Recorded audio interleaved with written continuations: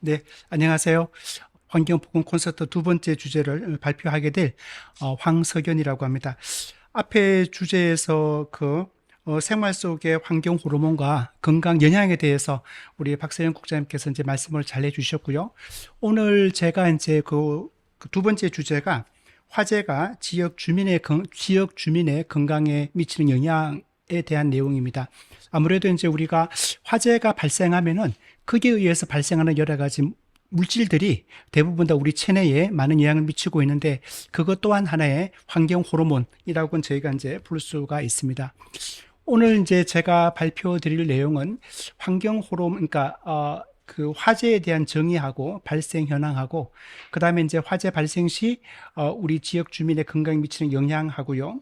그다음에 이제 화재 발생에 있어서 건강 영향 조사, 그리고 저희가 이제 대전환경보건센터에서 지난 2023년도, 그러니까 작년도죠. 그때 노출 평가했던 여러 가지 결과에 대해서 이런 순서대로 간단하게 말씀을 드리도록 하겠습니다.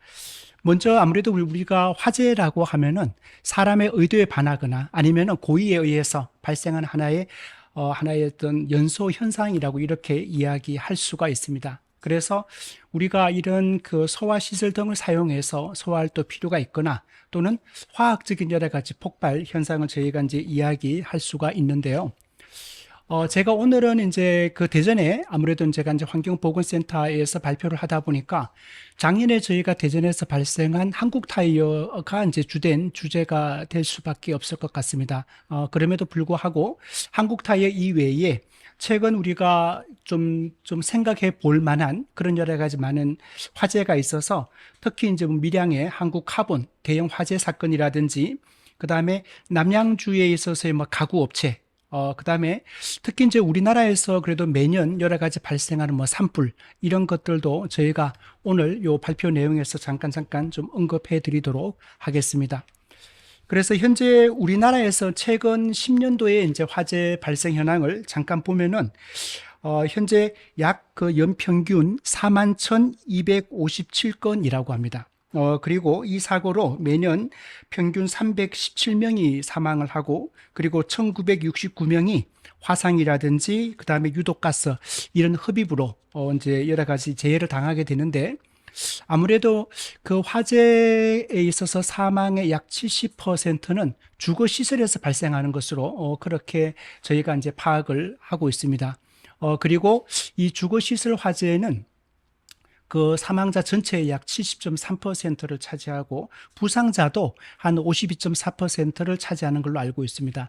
특히 여기에는 이제 뭐 연기라든지 유독가스 흡입 또 화상 여기가 한 42% 가까이 되고요.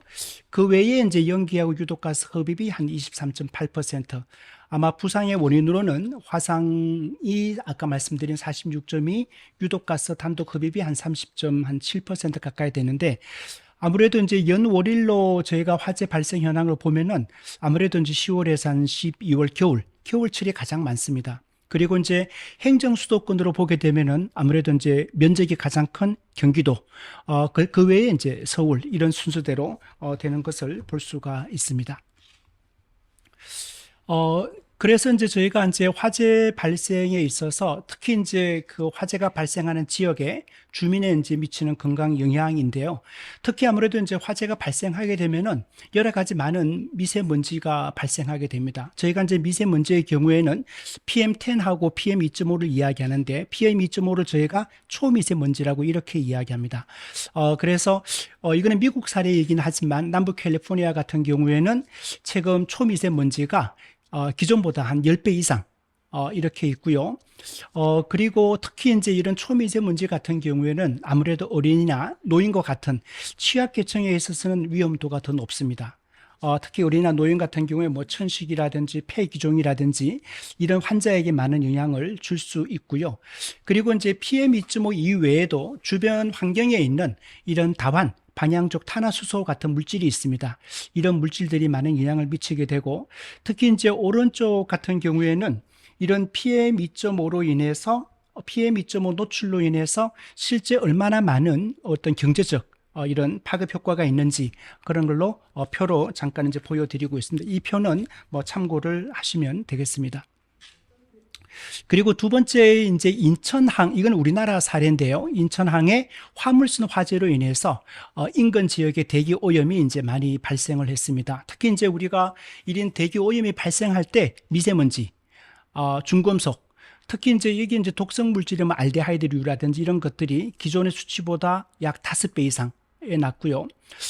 특히 이제 이런 또 그 화재로 인해서 여러 가지 악취가 되게 많이 나는데 이 악취가 평소 기준치보다 45배가 더 높습니다. 이런 이제 악취 같은 데 노출이 됐을 때 우리가 인체가 느끼는 여러 가지는 두통이라든지 메스꺼움 이런 것들을 이제 유발을 하게 되고요. 이때 아마 인천항의 그 화물선 화재로 인해서 화재 당일 악취 신고 건수가 약 한 200여 건에 넘는다고 이렇게 이야기합니다. 그래서 현재 여기에서도 그 당시 이제 국립환경과학원에서 이 주민 그 지역 주민 건강에 미치는 영향 이런 것들을 조사한 내용들이 있습니다. 그리고 이제 또 구문천리 화재로 인해서 이런 지역 주민에 미치는 영향을, 이거는 이제 2020년도에 이제 화성에 있었던 그런 하나의 사고인데요. 특히 이제 이런 PVC 재질의 플라스틱, 이런 것들이 노출되었을 때, 아까 앞에서 이제 그 박 국장님 발표 내용에도 되게 이제 환경 호르몬이 많았는데, 대표적인 환경 호르몬이 이제 프탈레이트라든지 다이옥신이라든지 이런 겁니다. 특히 이제 이런 프탈레이트나 다이옥신이 체내에 이제 아까 축적이 되었을 때에 이런 것들이 되게 하나의 발암원이 되는, 아까 이제 발표에서도 마찬 여러 가지 말씀을 주셨지만은 이런 환경 호르몬들은 되게 기름, 지방하고 되게 친합니다.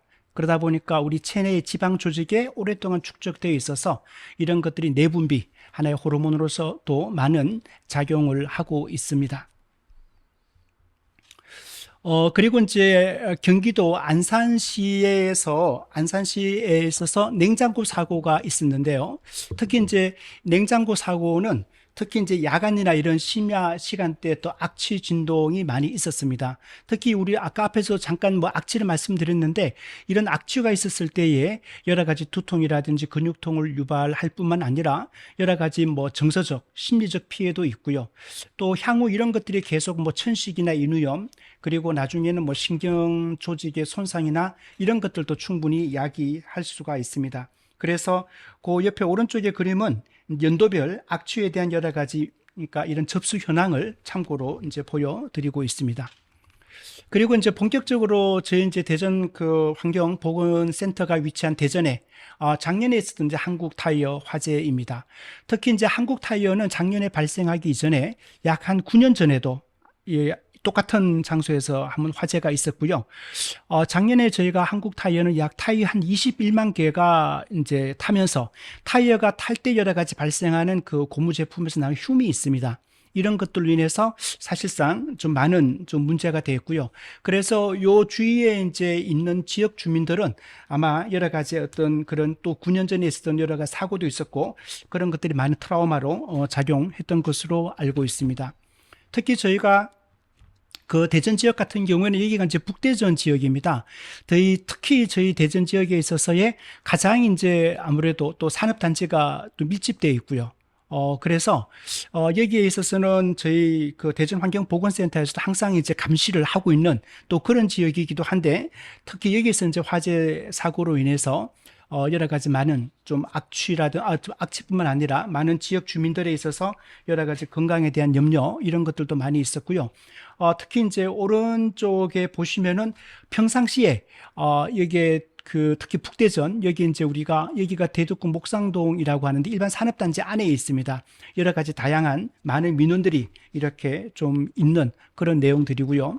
그래서 저희가 특히 이제 대전시뿐만 아니라 저희 대전 환경보건센터에서도 아까 말씀드린 목상동이라든지 이 대전 산단 일대에 대해서 계속적으로 저희가 모니터링을 하고 있습니다. 그래서 특히 이제 뭐 최근에 한 3년, 4년간 이렇게 모니터링 그 결과를 보게 되면은 2019년도에도 일부 이제 대기질이나 이런 것들이 좀 많이 안 좋았던 걸로 나타났고, 작년도 화재 시에는 특히 미세먼지라든지 초미세먼지 이런 것들은 아주 유의하게 높은 것으로 그렇게 나타났습니다.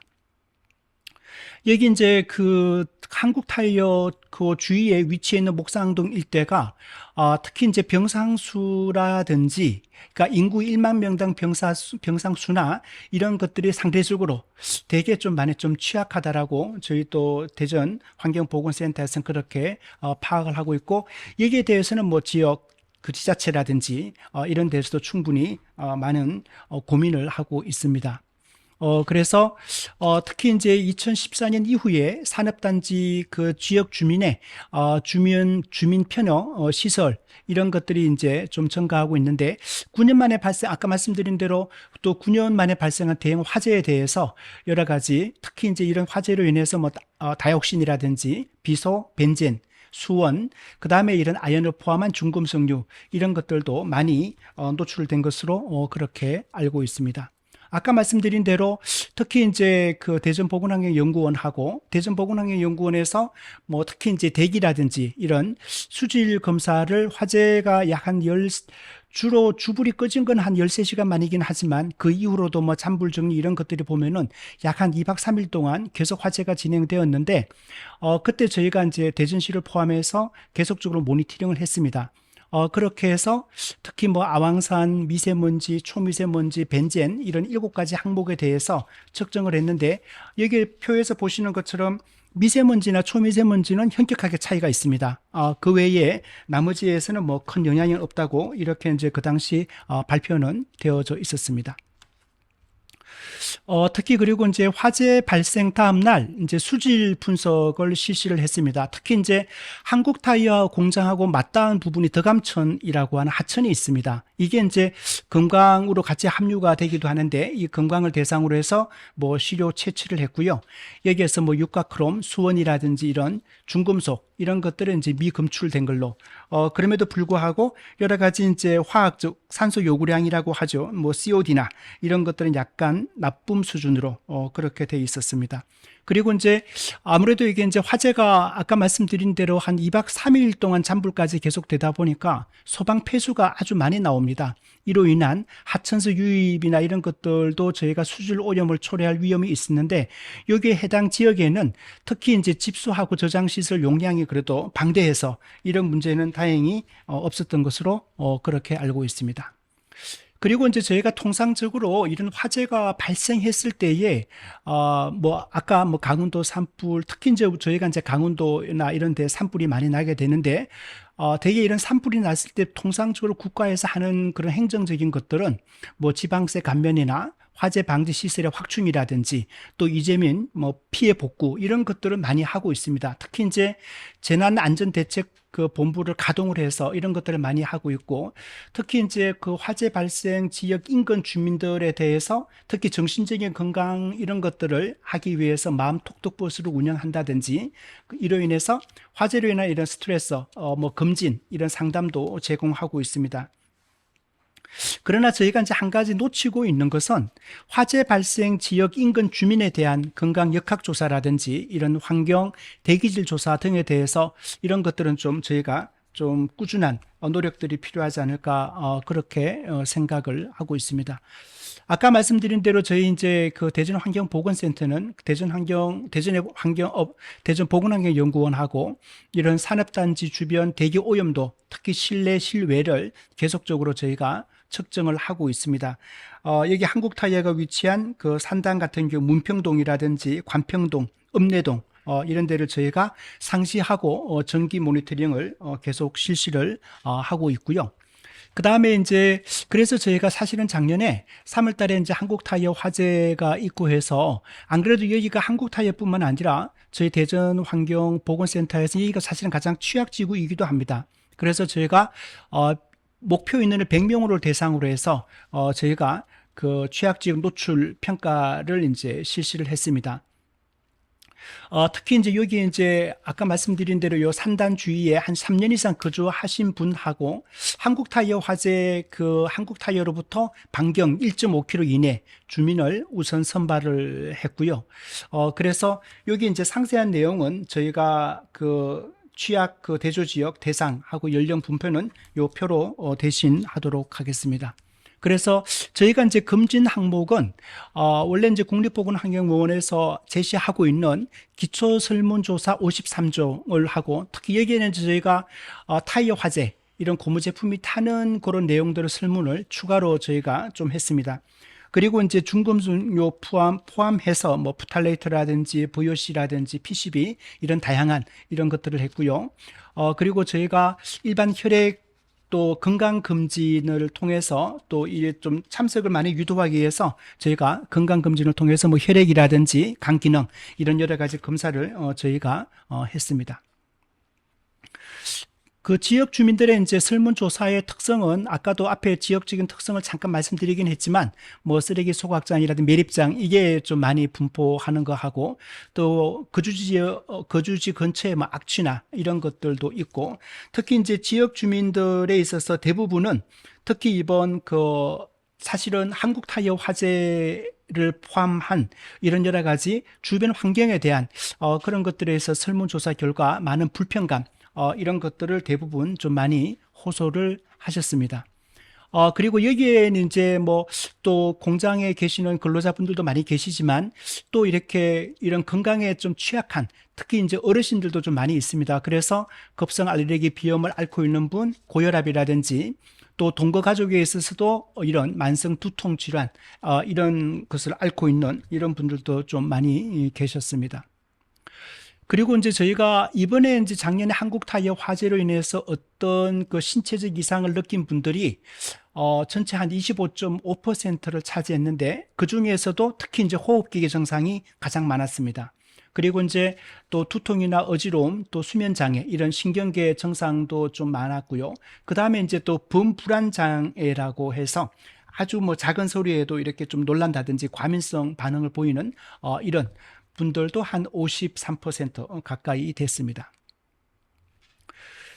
그래서 저희가 이제 이런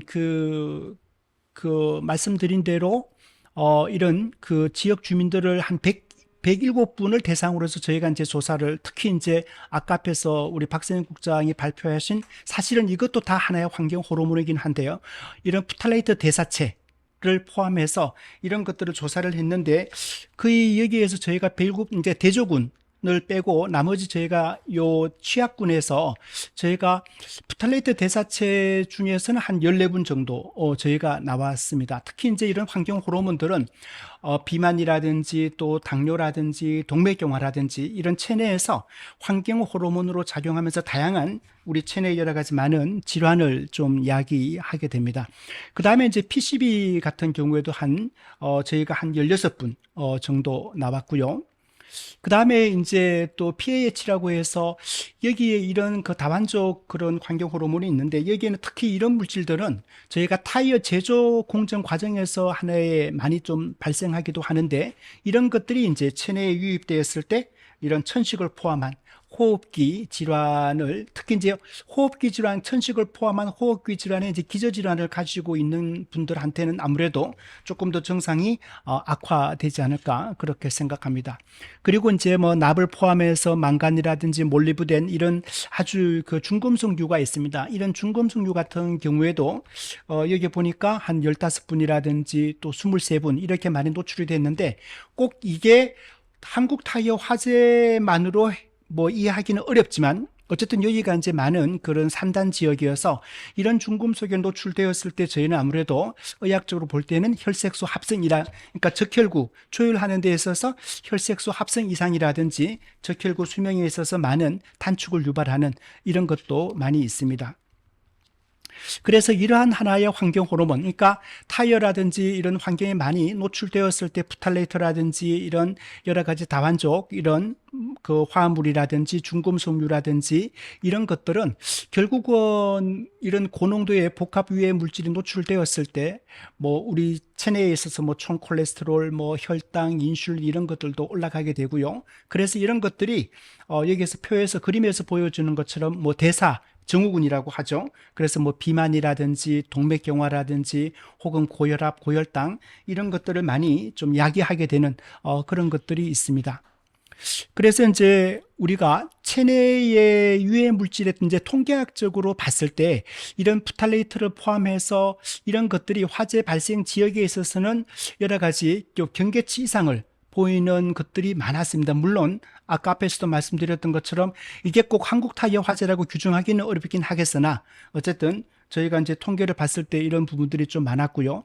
특히 이제 망간이라든지 아니면 카드뮴 이런 중금속의 같은 경우에도 화재 노출과는 약간의 양의 상관성을 보였고, 물론 그럼에도 불구하고 이제 이런 카드뮴 이런 것들 같은 경우는 사실은 꼭 각방류나 이런 것들 섭취에 의해서도 충분히 이제 보일 수 있어서 이런 것들은 좀 여러 가지 저희가 통계를 해석하거나 이런 데 있어서 많은 좀 주의가 요구되기도 합니다. 저희 이제 대전 환경보건센터에서 저희가 한국 타이어 화재를 중심으로 하다 보니까 사실상 저희가 타이어가 탈 때, 특히 이제 타이어 1kg이 이제 그 화재로 인해서 발생할 때 미세먼지가 이렇게 한 113.5g이고요. 그 다음에 이제 금속 먼지하고 유기성 먼지가 한 200g, 아까 말씀드린 특히 이제 pH, 나프탈렌 이런 것들이 한 3.4g, 그 다음에 이제 VOC라든지 이런 다양한 여러 가지 유독 물질이 한 20g 정도가 발생하는 것으로, 사실은 이런 것들을 우리 특히 이제 장기적으로 노출됐을 때 우리 건강에 많은 영향을 주고 있습니다. 그래서 이번에 저희가 이제 한국 타이어 화재 그 공장으로부터 한 1km 이내에는 이런 프탈레이트라든지 이런 것들이 기준치보다는 좀 높게 나타난 걸로 그렇게 알고 있습니다. 미국에 이제 EPA라는 데가 있습니다. 여기에 이제 환경보건국 같은 데에서 이야기하는 것들은 특히 타이어 화재로 인한 이런 많은 오염 물질들은 우리 체내의 피부라든지 눈 점막 자극, 호흡기 자극, 특히 이제 중추신경계의 억제, 암이나 이런 것들을 장기적으로 많이 노출되었을 때는 이런 것들도 유발할 수 있다라고 그렇게 이야기할 수 있고요. 특히 이제 이런 타이어 제조 공정에 있어서 작업 환경이나 이런 건강 영향 역학 그 조사 보고서를 보면은 급성 심혈관 질환 이런 것들에 대해서 아무래도 저희가 좀 많은 위험을 이야기하고 있습니다. 그리고 아까 앞에서 말씀드린 다반 방향족 우리가 pH라고 하는데 이런 것들도 화재라든지 특히 뭐 산불 이런 것들로 인해서 많이 발생할 수 있는데 여기에서도 여러 가지 많은 저희가 어떤 질환에 노출될 수가 있다는 걸 다시 한번 이 그림으로 말씀을 드릴 수가 있습니다. 그리고 이제 폴리녀마 페닐 PCB라고 해서 특히 이런 PCB 같은 경우에는 아무래도 폐기물이나 아무래도 하수 설러지, 특히 제철 산업, 제지, 이런 자동차 배기가스, 특히 이제 우리가 도로에 타이어 마모 과정에서도 많이 발생할 수 있습니다. 그렇게 했을 때에 피부에 과다 색소가 침착한다거나 특히 결막염 이런 것들도 많이 야기할 수가 있습니다. 그리고 이제 통상적으로 저희가 휘발성 유기화합물이라고 해서 VOC라고 하는데요. 이런 것들은 뭐 대기 중에 휘발되어서 악취나 오존을 발생시키는 하나의 어떤 탄화수소 화합물, 특히 이제 우리가 이런 초미세먼지가 발생했을 때 많이 증가하고 있습니다. 그래서 자동차라든지 화학 공장, 전유 공장과 같은 산업시설 등에서도 많이 발생을 하고 있고요. 여기에 이제 저희가 뭐 피부 접촉이라든지 아니면 호흡기 등을 통해서 유입되었을 때 특히 신경장애를 야기할 수 있고요. 여기 저희가 이제 밑에 하단에는 급성이라든지 아주 짧은 기간 노출되었을 때 하고 또 많은 좀 장시간 노출되었을 때 예를 저희가 이제 좀 보여드리고 있는데 어쨌든 그럼에도 불구하고 이런 VOC 같은 경우에는 우리 체내에 많은 영향을 주고 있다는 것을 다시 한번 저희가 알 수가 있습니다. 그래서 이제 과연 우리가 이런 유해 물질로부터 어떻게 우리가 이런 좀 저감 방안이 있을까? 여기에 이제 사실은 약 10가지의 여러 가지 이제 그 수칙을 이제 그림으로 좀 나무 그림으로 표시했는데 요건 나중에 한번 참고로 보시고요. 가장 먼저 반드시 이제 마시는 물은 여러 가지 이제 뭐 정수된 물을 사용하도록 하고 평소에 물을 자주 이제 섭취할 것을 이렇게 좀 말씀드리고 있고 특히 저희가 이제 영수증 수령 특히 영수증 같은 거 할 때 사실은 이런 비스페놀이라든지 이런 화학 물질이 많이 노출이 되거든요. 가능하면은 영수증 수령, 영수증을 좀 최소화했으면 좋겠다. 그 다음에 평소 저희가 이제 방수 방염 처리된 의류라든지 신발 이런 것들을 좀 자제했으면 좋겠다 이렇게 하고요. 또 비닐이라든지 뭐 이런 플라스틱으로 만들어진 문구류 특히 이제 비닐로 만들어진 필통 어린아이들이 좀 사용하지 않았으면 좋겠다. 이제 그런 거고요. 아까 앞에서 특히 여기에서 유해 물질에 대해서는 아마 우리 박 국장님 그런 강의 내용에서도 많이 아마 좀 도움이 되었을 걸로 생각합니다. 그래서 이제 일상생활의 예방 수칙에 대해서 요거는 좀 참고로 봐주시면 좋겠습니다. 그래서 과연 그러면 우리가 이런 유해 물질로부터 국가가 어떤 대책을 마련했으면 좋을까 이 내용인데요. 특히 이제 울산시 같은 경우에는 2021년도에 산업단지 개발 지원 조례라고 하는 개정을 했습니다. 그래서 산단 주변 주민들의 건강검진 지원이라든지 또 생활환경 개선, 환경오염 측정에 대한 장비 지원 이런 것들이 있었고요. 그래서 이런 것들은 꼭 울산시만이 아니라 전국적으로 좀 확대가 되었으면 좋겠다. 그래서 이런 것들은 좀 국가 차원의 지원이 필요하지 않을까 그렇게 생각을 하고 있습니다. 그래서 이제 우리가 해외 사례를 잠깐 보면은 특히 이제 미국 같은 경우인데요. 특히 미국 같은 경우에는 어떤 위기 대응 매뉴얼이나 이런 것들이 매우 좀 잘 되어 있습니다. 그리고 이제 그런 화학 물질에 대한 장외 영향 평가, 제가 OCA라고 이렇게 되어 있는데 여기에 대한 어떤 위기 매뉴얼이 아주 되게 상세하게 좀 잘 되어 있고요. 그리고 이제 오른쪽에 보시는 특히 이제 국가 환경 보건 감시 체계가 되어 있어서 이런 국가 환경 감시 보건 체계가 이게 사실 2002년도부터 이런 여러 가지 환경적 위험 노출 관련 이런 데이터베이스가 계속되었거든요. 그래서 이런 데이터베이스를 통해서 지역 특성의 어떤 변화된 환경 보건 계획 수립을 하고 있는 기초 자료로 매년 제공되고 있다는 것은 우리가 많이 좀 시사하는 바가 크다라고 말씀드릴 수 있겠습니다. 그래서 이제 우리 그 대전 환경보건센터는 그래서 특히 이제 대전시하고 또 자치구 보건소 이렇게 해서 시민들과 함께하는 다양한 이런 프로그램들을 좀 하고 있고요. 그리고 이제 노출 평가 관련된 환경 보건 지표의 이런 통합적인 구축을 활용을 하고자 합니다. 그리고 이제 이런 취약 지역에 있어서 전문가 자문단을 저희가 이제 구성해서 운영을 하고 있습니다. 그리고 이제 올해도 저희가 이 산업단지, 아까 특히 이제 그 한국타이어하고 이런 산업단지가 있는 북대전 지역을 저희가 올해는 한 140분 정도를 저희가 이제 건강 모니터링을 하려고 합니다. 그래서 저희 대전 환경보건센터에서는 이런 신체적, 선제적 건강보호 및 환경 개선 그 대책 자료를 활용하고 환경성 질환 모니터링 및 감시 체계를 좀 구축하고요. 이런 환경오염, 특히 이제 환경보건학적 이런 실태에 대한 데이터베이스를 통해서 우리 대전에 있어서의 주민 환경 및 환경성 질환에 대한 관련 그걸 파악함으로 인해서 대전 환경보건센터로서 어떤 위상을 확립하고자 합니다. 이상 제가 이제 그런 그 말씀드린 내용은 그 화재가 지역 주민의 건강에 미치는 영향에 대해서 말씀을 드렸고요. 아마 이게 이제 들으시는 분께서 질문을 올려주시면은 나중에 이제 우리 박세현 국장님하고 질의응답에 대해서 상세하게 말씀드리도록 하겠습니다. 네, 고맙습니다.